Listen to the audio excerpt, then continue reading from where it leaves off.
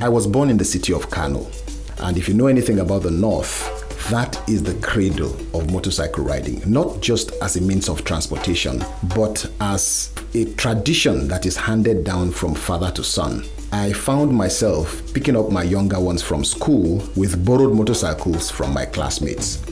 It was just convenient, it was quick, and it was easy. It just became a way of life for me.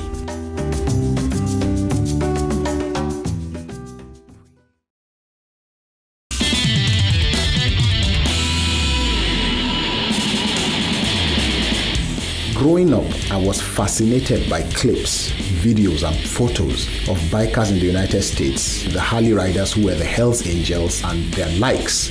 I found myself intrigued by their way of life. So when I grew up and I had started a family, I needed something that was that passionate. And images of the Hells Angels would just not leave my mind. And then I got my first cruiser about 8-9 years ago, and the rest is history. We're talking about 28 motorcycles later. Here we are today. It has become an infectious and a very passionate hobby for me.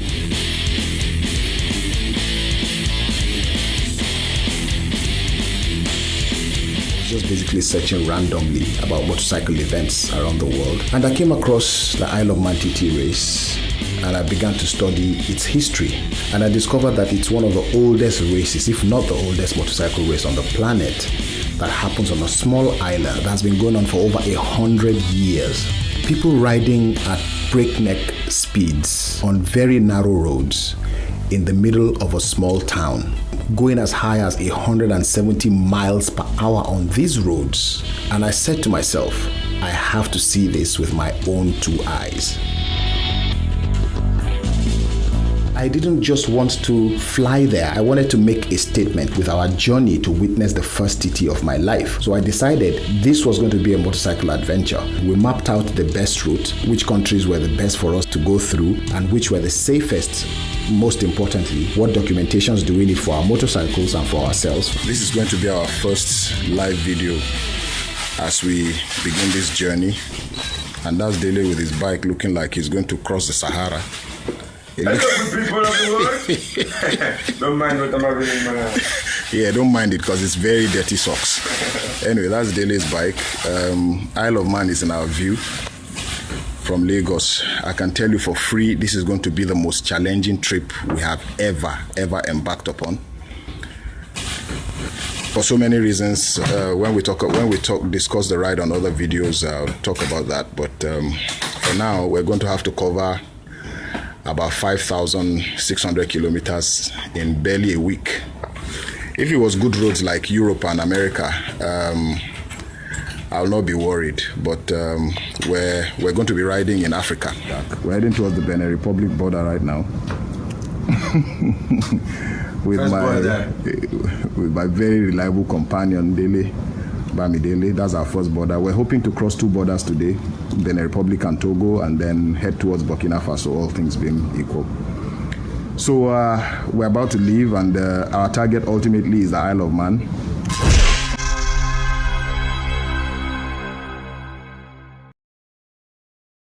This is going to be the most challenging ride for me because I'm having a Nigerian passport, which is almost, I'm going to reserve my comments for now.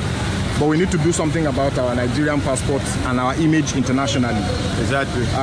Nigeria is a fantastic country, but we're not treating her with the dignity that she deserves, because we can only enter 44 countries in the world where we can get visas on arrival.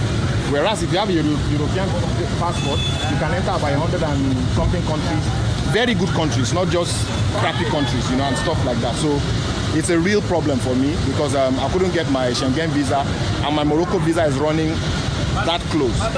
So we need to get into Morocco in the next 8 days. Otherwise, the whole plan changes. We're waiting for our documents, and then we're going to be crossing the border. Come and check. You see the traffic that we experienced between the Yanoba and this place and Badagry.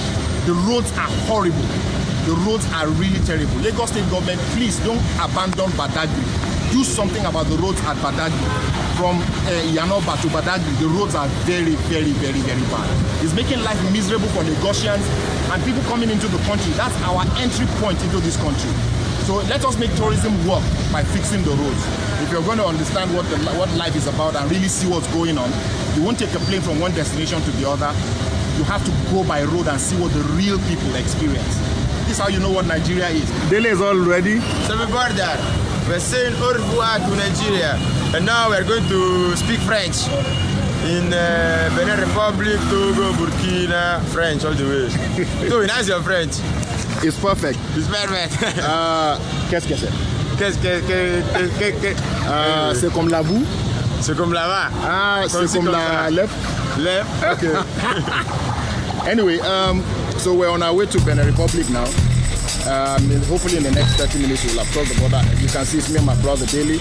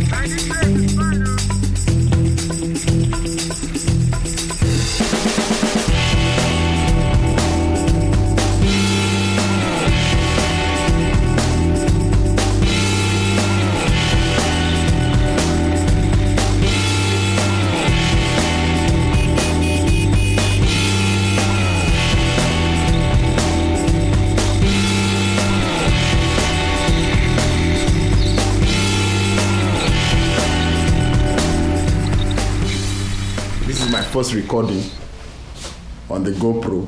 Good morning. This is our room in Sokode. Yeah.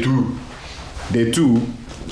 And basically we were aiming to get to Dapang yesterday, but we couldn't because it had rained on us for like 3 hours. The whole roads were wet.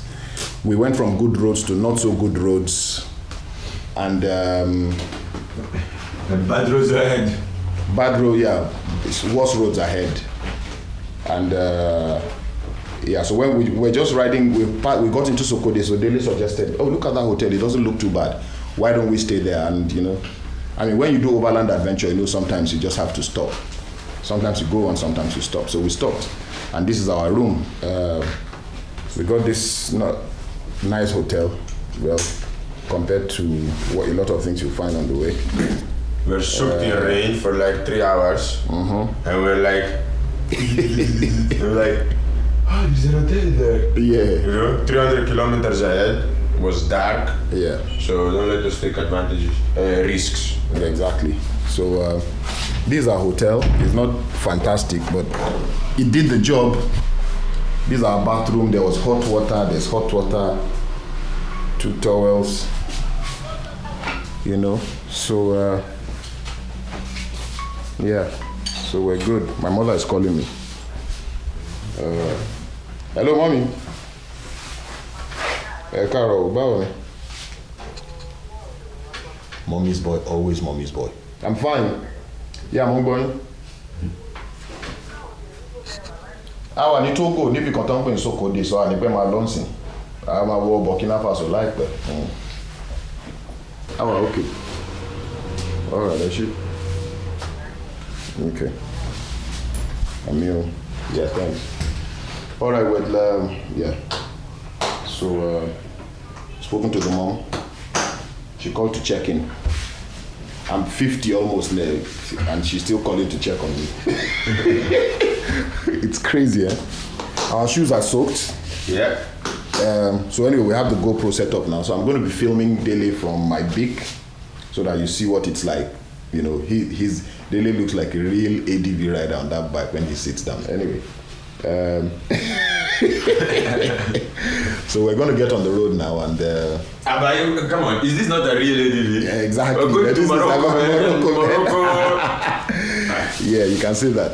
Anyway, guys, so let's get ready. Wear our soaked clothes because my trousers are still soaked. My shoes are still soaked. So, but we got to do what we got to do. Hopefully we have some sun on the way to hit us and warm us up. Yeah, exactly. Hopefully for some sun. So we'll talk to you guys later.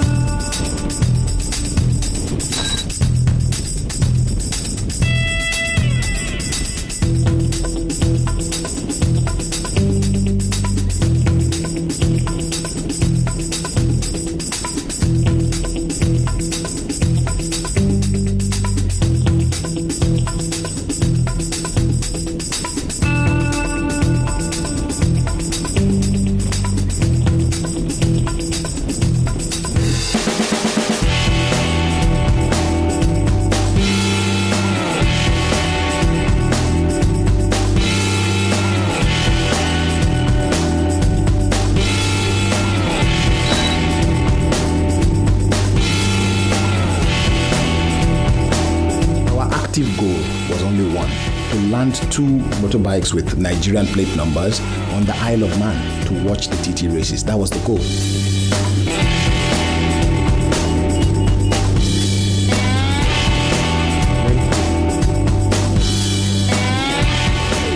Au revoir.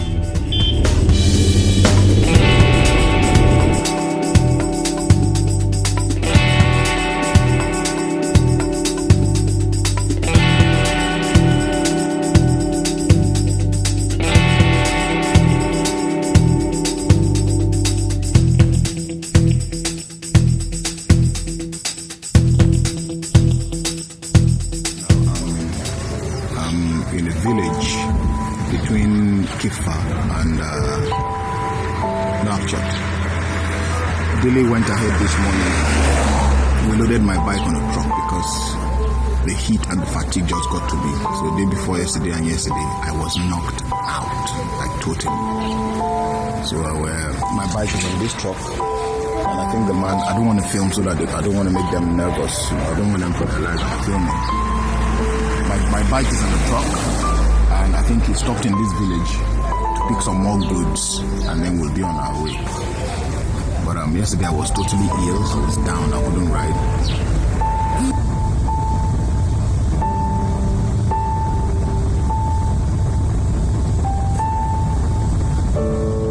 Dele's motorcycle packed up somewhere in Mauritania, and he didn't get it fixed until he got to Morocco. Got to this beautiful Mauritanian workshop because she is sick. Need to fix it, I hope. Because the journey ahead is still long. Still in Nouakchott. Tank is out. Parts are there. Now we see what to do. The fuel that we're buying along the way, check it out. It's like, you know, we Africans, we need to start to refine our own fuel. Not to keep buying rubbish from overseas. Si. C'est pas bon. I had to wash the pump and let's see, hopefully we'll be able to manage the situation. Tomorrow we're having 1,400 kilometers. We'll manage it like this. And then in Morocco, I saw on Instagram there are a lot of people coming down from the UK, France, Italy, Spain, just to have fun on the dunes with their BMW. So maybe there is a fuel pump there waiting for me. I took ill in Mauritania, so I was running serious temperatures, and I was afraid that I couldn't travel. I got a little better, so I was able to fly to Nigeria to get treated in Lagos. We had to fly in a German friend of ours into Mauritania, who continued with my motorcycle. 2 nights left, back to Lagos eventually. And Luca Frank, Mario, aka Kojo, has arrived, you know, last night. Brought some new set of spark plugs here. Original from Germany, yeah. With a new air filter, because the dust is too much. And brake pads. Got some, I replaced brake pads in Lagos, put brand new set, but look at it. The pace was real marathon stage rally, cross country style. So you see, gone. So I've already done this side of the, Also the plug they have been changed here. So now it's time to do it on the other side. It's all good. Our laissez-passer is expiring today, so we are on Malemoto, I say, you know, hurry up and go, so that hopefully we can cross the border before midnight. Then we camp and we go to Western Sahara, and you keep updated because you'll have some fun, eh? Trust me. I'm very happy to be here. I'm going to be riding Toyn's bike. Did the first, let's say, 1 or 2 kilometers on it. It's nice, something else, but definitely looking forward to it, and we're going to have some fun here.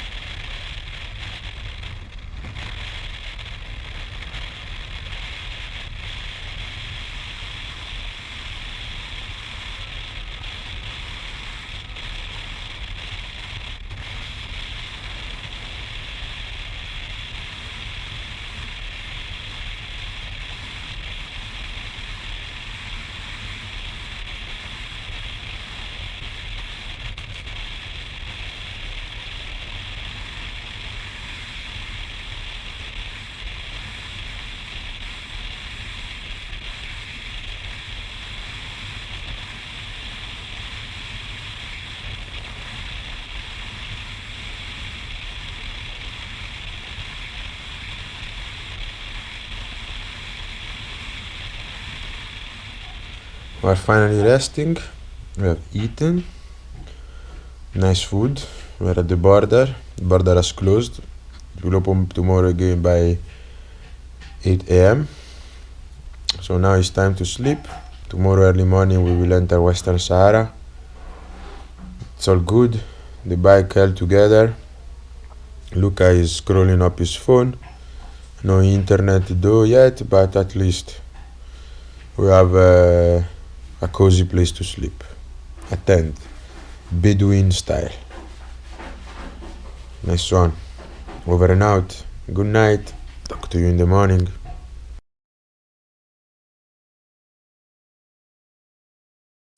This was crap. Full of bed bugs. I scratched myself every night. Meanwhile, this guy just slept like a rock. Now my throat is yesterday night sandstorm was not good.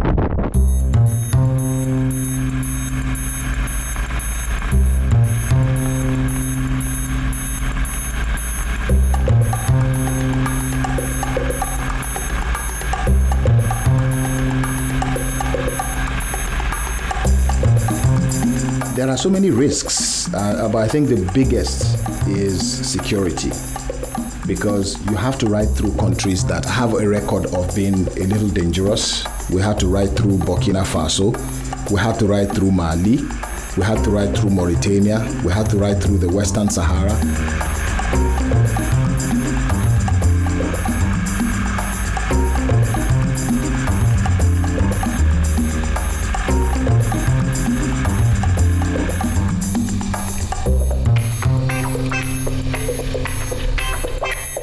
Western Sahara is about 3,000 kilometers of nothingness. Just sand, no hotels, no nothing. That's actually the largest expanse of land where you have to make extra arrangements for petrol. So we had to take extra tanks with us for petrol. There are no hotels, so we had to camp in the desert.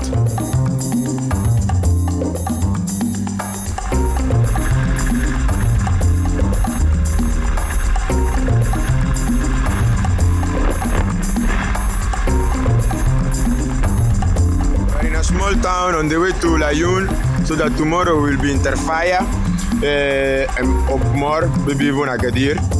So Morocco is nearby now. Still Western Sahara is big. Western Sahara is massive. They were trying to change some money, but eventually the banks are closed already. So we have to either wait. I don't want to wait. So we risk it, another 200k almost to reach Laayoune, where I'm gonna eat well, do the breakfast, Ramadan Kareem to all my Muslim brothers, and all good, man.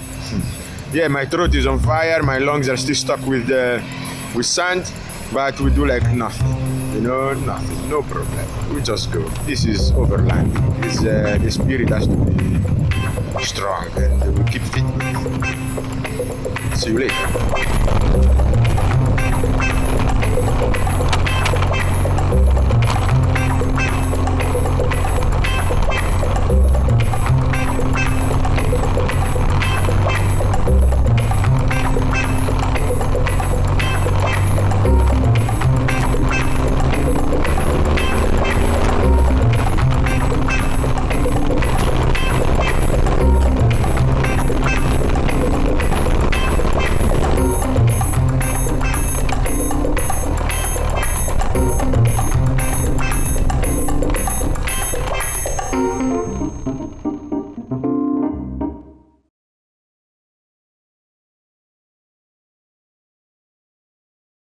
Spend the night in a beautiful hostel here in Asariwa. We are on the way to Tanger before we get the motorcycle sorted out. Chill art hostel, cozy place, very nice.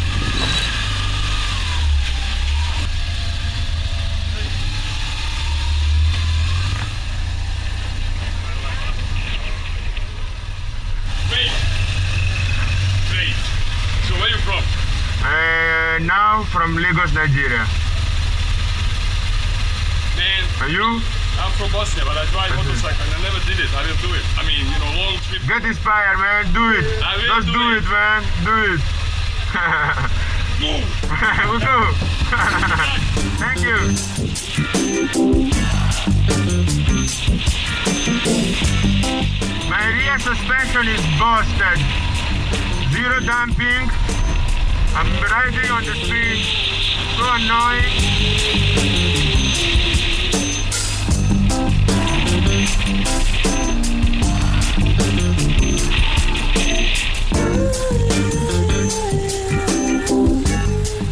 We're in a service station here in Essariwa.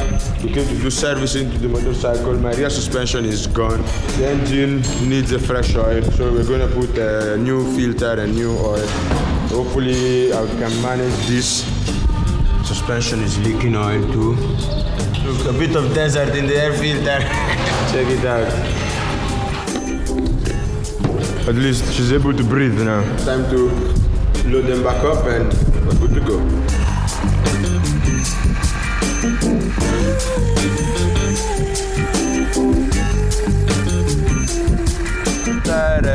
We got to Casablanca. It was not really a pleasant ride. My rear suspension got busted. Nothing to do with it anymore. It was a very interesting kind of ride, dangerous. Luca came up with let's contact this man of Wheels of Morocco, which we did, and guess what? We managed to get a spare shock absorber, shock absorber from the back. We're not far from Tangier. Looking forward to get on the ferry tomorrow.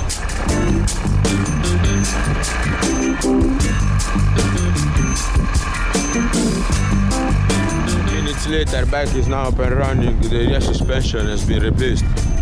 But while I was replacing it, I checked the propeller and noticed that the spider bearings are also gone in very bad shape. I'm a bit frustrated about it. The new shock absorber took away funds from the budget, so now I'm like trying to figure out how we're going to fuel ourselves in UK.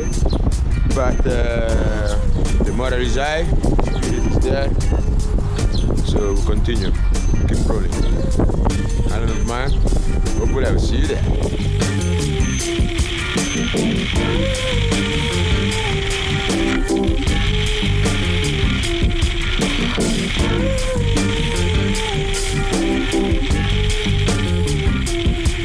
Do you need a lift? Yeah. Where are you from? Sweden. Are you overlanding hitchhiking? It's just in Morocco. Oh, I see, nice. It's not very clean, but at least we do some work. Oh, it's great.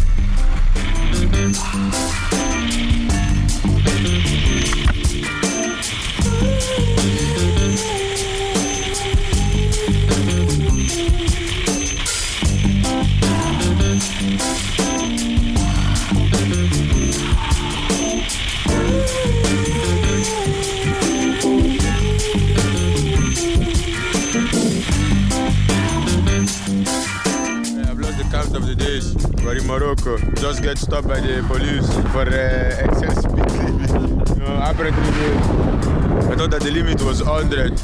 Meanwhile, the limit was 80. But friendly police, Moroccan police, they set us free. Yeah, they let us go. Very nice. So now we're paranoid. We can't move anymore. But good. Because they took pictures of our passports and I think they sent it to their colleagues, so we can get the passport again. It's over. I guess they're gonna charge us. So keep going.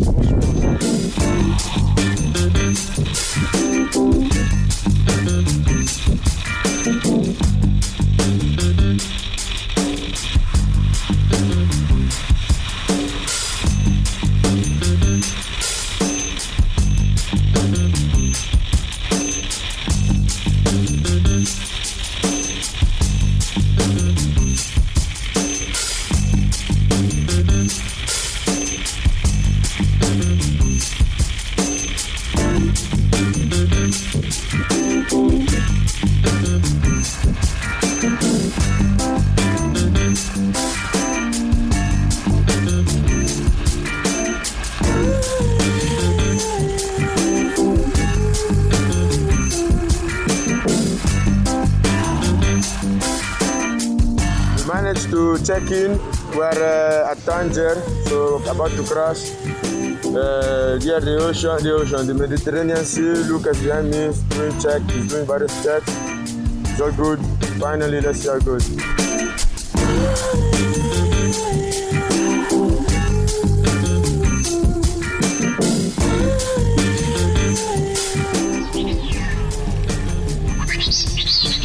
Hello, Tony. Me, I'm already on the ferry to Barcelona. Nothing I can do. I gambled in this way by taking this other ticket. It's more expensive, but anyway, I'm on standby. How's it going? It's good.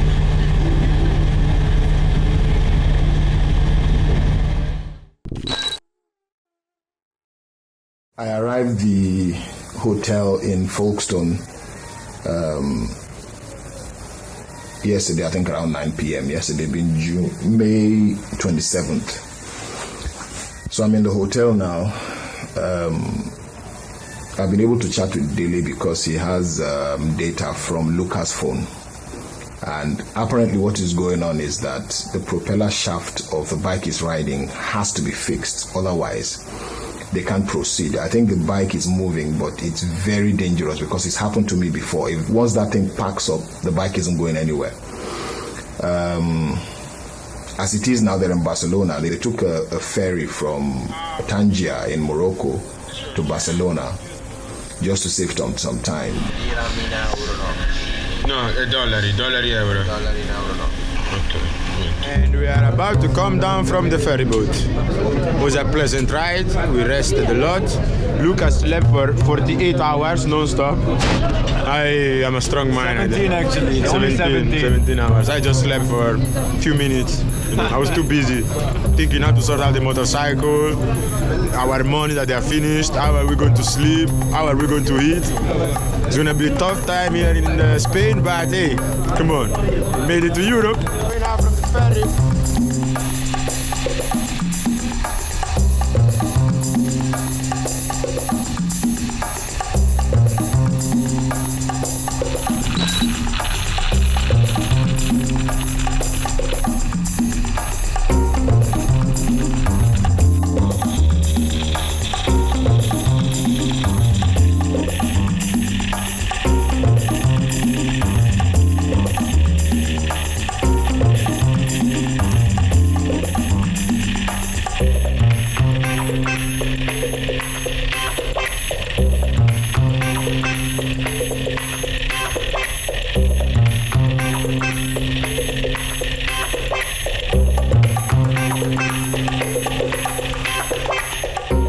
We're racing against time, and Dele had to be riding 11-12 hours every day in Europe under heavy rain just to be able to make it, and I was worried about his health.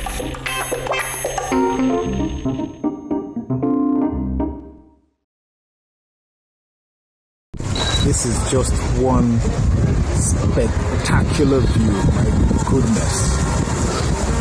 This is spectacular. Oh my God, Folkestone is beautiful. Can you see those guys way down there? I have to tell everyone that I came here. This is beautiful. Wow. That's our hotel over there, the Grand Busting.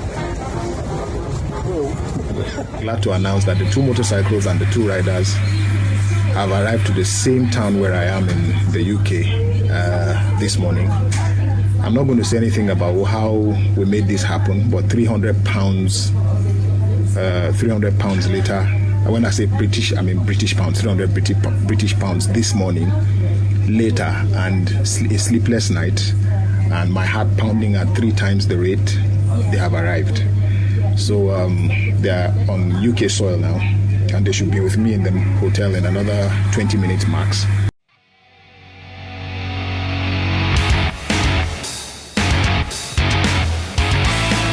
The electrifying moments began when we started riding in London, trying to cross from Folkestone to Liverpool was interesting for me. But then getting to Liverpool, and we saw hundreds and hundreds and hundreds of motorbikes that were going to the Isle of Man, was an unbelievable moment. And look at the crowd. There are bikes everywhere. Yep. Everywhere. There are motorcycles everywhere. Right here, I went to the check-in. And they said, oh, you just lost your ferry. It was 2 a.m. And I'm like sinking in the ground. So after maybe like 4 hours of waiting on the waiting list, he managed to get us on the vessel. So we're boarding now. It's a miracle. Another one has happened. We're going. We'll see you on the island of Man, guys. When we got on the ferry and we just saw bikers from every corner of the earth coming on that ferry, it was magical. Now we're dancing. We're on the ferry. Oh my God. This is mental. This is unbelievable. I'm telling you, there are like how many? There are like thousands of bikes on this ship. Thousands on this one ship. And there are cars and thousands of people on one ship. All of us going to one place, the Isle of Man.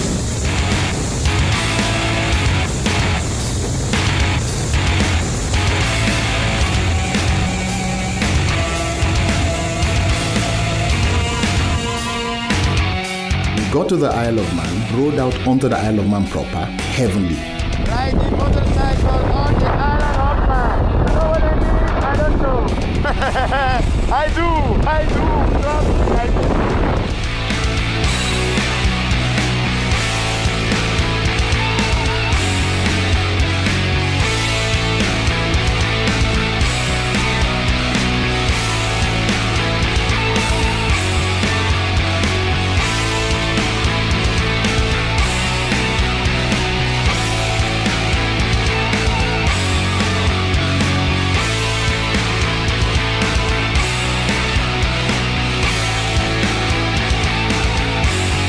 It too easy. So now we are stuck here until they finish. It's good, it's fine, no problem. You won't get anything. No, from there, yeah.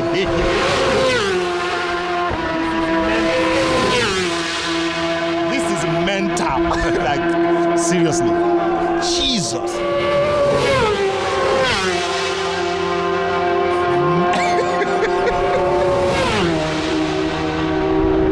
And John McGuinness won this 23 times. 23 times. He's not a human being, man. He's not normal. Watching the motorcycles take off, now that is something else. It is just unbelievable. These are people that take off and hit 100 kilometers an hour in less than 3 seconds. When you're standing by the fence and they pass you at 140 miles an hour, now that is something. It's actually more hair-raising than watching them take off. You can hear their bikes from far away and then they come closer and they zip past you. It's mind-blowing.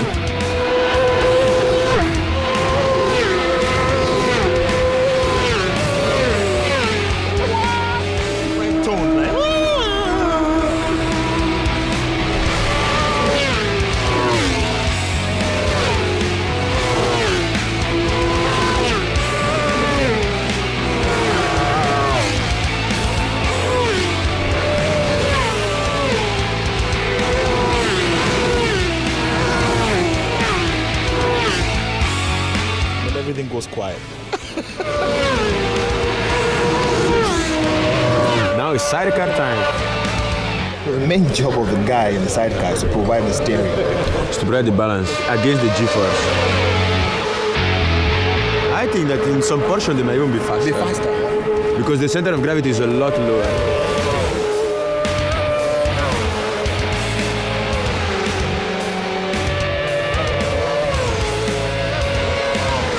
These sidecars, they're unbelievably fast.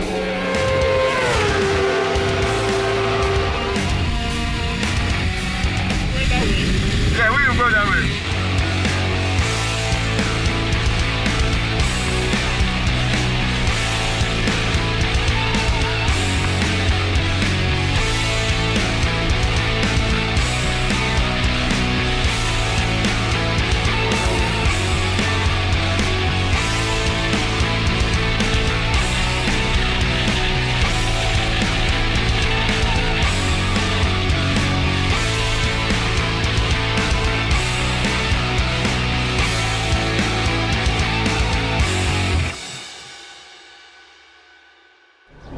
28.265 miles per hour. He leads by 1.740 seconds from second position, number 5, Dean Harrison. Harrison 128.055. 130 miles per hour. Tight to the inside is number 10, Peter Hickman, away, the red light showing on the back, and away he goes and just absolutely guns that triumph up towards Waterworld. 4 seconds down on Hickman, fifth gonna come in 2 seconds, 4 seconds now because into the game. So this one now is having a different sponsor. This is the title sponsor of this race is Monster Energy. What was the race leader, Michael Dunlop? I can't remember, but it's a different Then the last event, the title sponsor is PokerStar. Number 12, that was the one that we got. We were working for the past 40 minutes to get to the right spot. The races are started again. We move from the grandstand, second lap going on, and we keep on walking. This is motorsport. You need to hustle to get to the spot. Across the desert, right? This is small stuff. Getting close. Getting close.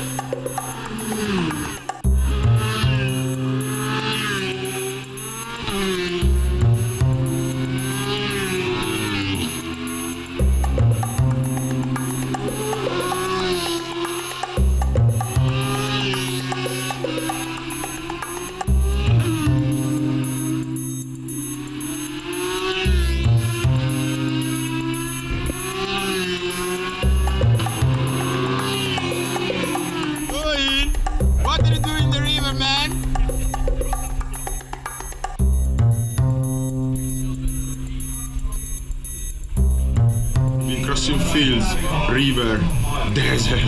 No, I mean here on the island. To come here in this beautiful pub. It's a Hall of Fame. There have been many legends in decades past, but the ones that struck me were Joey Dunlop, Michael Dunlop, John McGuinness, you're talking about Ian Hutchinson, Connor Cummings. These guys were legends and they still remain legends till today.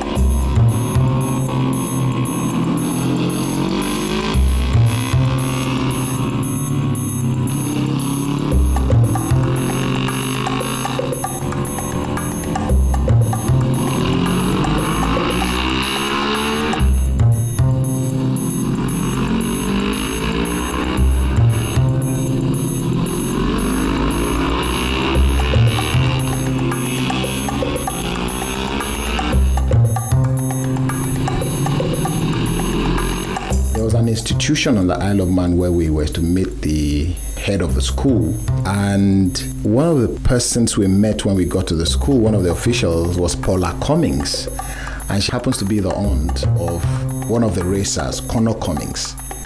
Meeting her and eventually meeting Connor Cummings was unbelievable.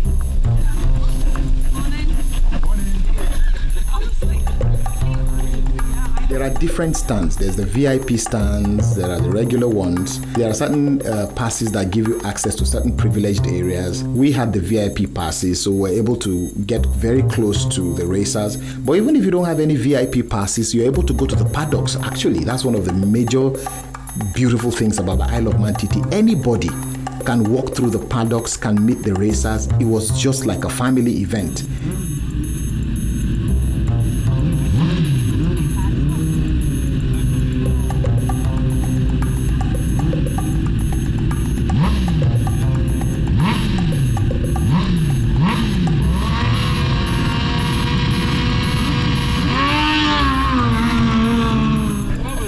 Access to the grill, the start line, and the park ferme.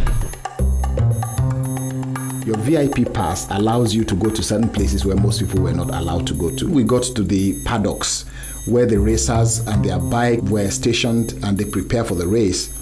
And I just felt like I was in bike heaven. Everybody could meet everybody. You guys have got to get here, see the event, watch those guys, everything else, have a race around the TT course. It's quite special for us to find out stories like this, so we're grateful too. Kano Cummings has come third a few times also at the Isle of Man TT races. He has also had serious injuries. He recovered from the injuries and he's racing again. We have maybe like 110,000 followers on Facebook, but Twitter, Facebook, Instagram on fire because we are the TT. It's not like a 2-minute ride down the road, 8,000 kilometers, it's a long way, so yeah, to do in 20 days, that's pretty impressive. It's been an experience for you to see and understand what goes on here. I mean, on the TV, you probably just see the racing. In and around paddock alone, it's like Atmosphere. It's like an atmosphere. It's like a family, really. Everyone's really close. So it's good. It's education. Yeah.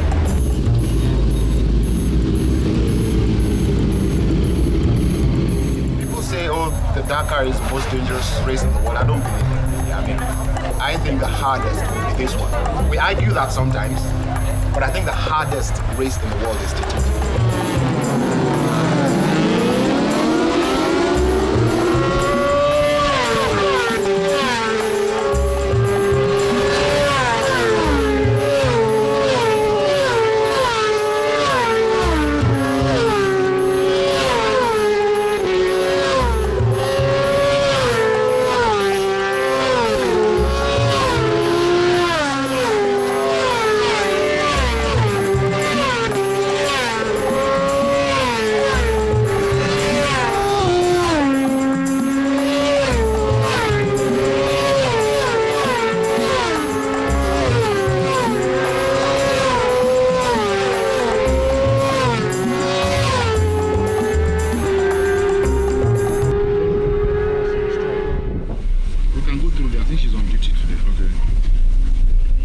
One thing I always say to motorcycle riders is safety, safety, safety. You have to be a defensive rider in the sense that you have to understand your environment, you have to wear the appropriate protective gear, and never ever ride above your skill level. Don't try to please anyone to the point where you injure yourself. Now, there are people who have lost their lives during these races, and people continue to die there, but you know, it's what it is. This is what they want to do, and they do it.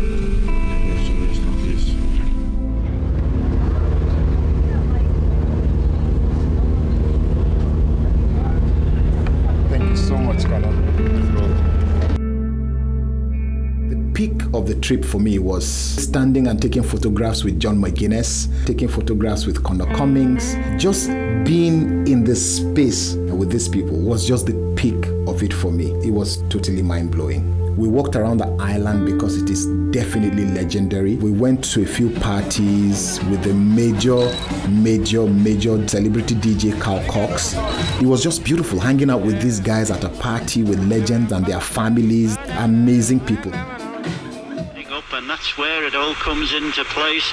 I still cringe when I think about getting it wrong here one year when John McGuinness had stopped, and again it's visible today with the white leathers. They both look the same. I was planning to attend the 2020 Isle of Man TT races again. I was planning to ride there, but it was cancelled because of the COVID-19 situation. It's also been announced that the 2021 races will not hold because of the COVID situation, and I can imagine the economic impact it's going to have on the Isle of Man because hundreds of thousands of people pour into that place. Hotels are going to suffer, food companies are going to suffer, probably even the racers themselves, because there's going to be loss of income. It's taking a negative toll on everyone.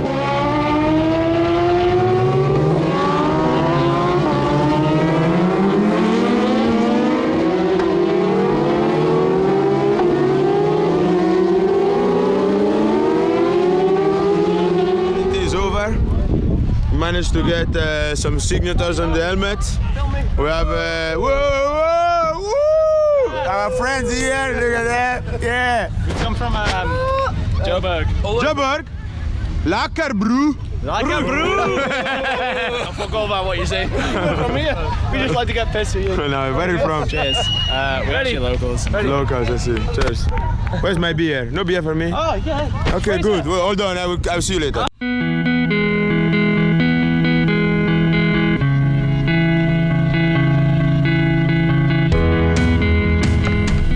Set to go.